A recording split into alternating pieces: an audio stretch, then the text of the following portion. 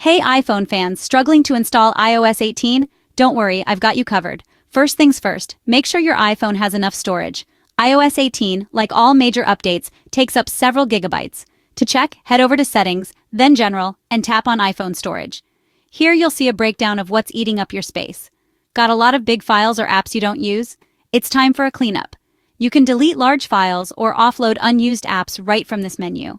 Just tap on an app and you'll see options to delete or offload it. Still need more space? Try removing old messages, photos, or videos you no longer need, or transfer them to iCloud or another storage system. Another tip is to clear your browser cache. Go to Settings, then Safari, and tap Clear History and Website Data. This can free up significant space too. Once you've freed up enough storage, head back to Settings, General, and Software Update. You should now be able to download and install iOS 18 without a hitch.